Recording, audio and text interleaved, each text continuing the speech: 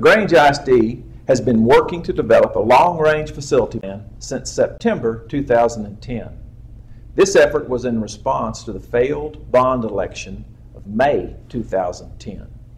In February 2011, a task force of community members assembled to tour the facilities, review all of the data from the previous bond election, and discuss the options to meet the needs of the children at Grange ISD.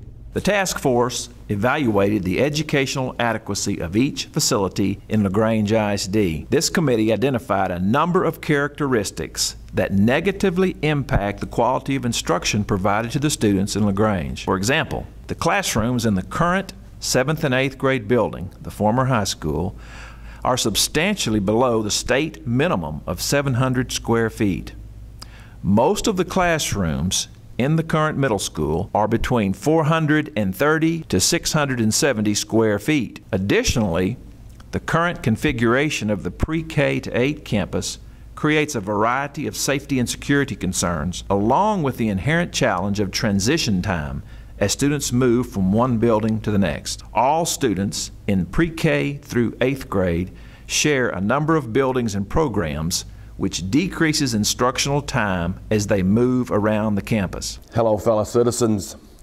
Our community task force met early this year, beginning to meet with a group of us who were a great mixture of the community.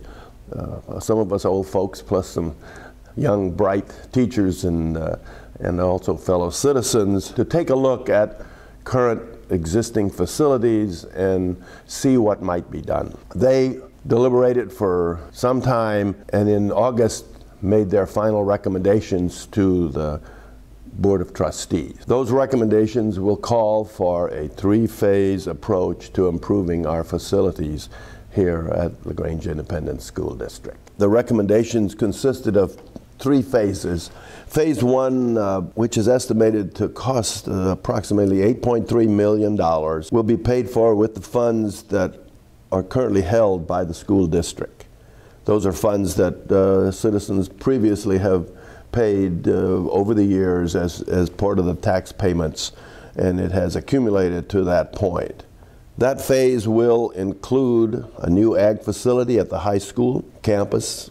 It will include classroom additions between the current intermediate and Hermes campus, which will create a 1st through 5th grade campus.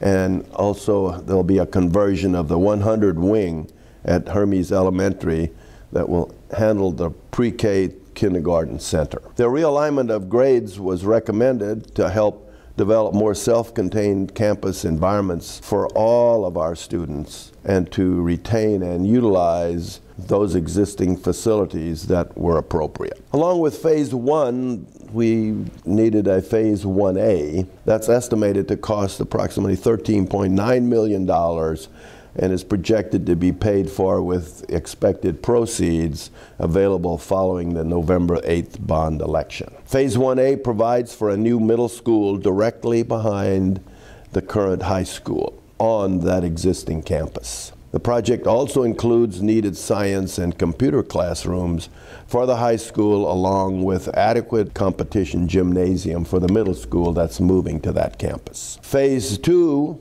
which is also a very important part of this plan, is expected to be funded with funds obtained through a bond election at an estimated cost of $3.9 million in the future. That phase would add a new band hall for students in grades 6 through 12, a multi-purpose dining hall to help separate the middle school students from high school students, and some additional dressing rooms for that increase in population on that campus. Go vote on November the 8th. You will find that the election includes 2 propositions. The first proposition will fund phase 1A of the facility improvement plan that was discussed earlier. Following some community input that indicated a strong desire to improve the restroom concessions at the existing stadium facility, the LaGrange Independent School District Board of Trustees added a second proposition on the November 8th ballot. That proposition, Proposition 2,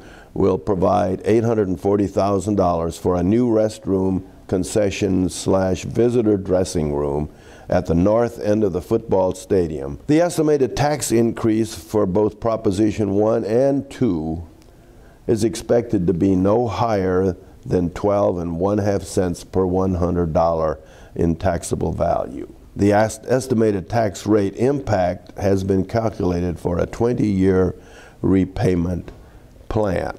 If you're 65 years or older, it will have no impact on your homestead taxes. If you have additional questions or comments regarding the facility plan, please do not hesitate to contact me at 968-7000.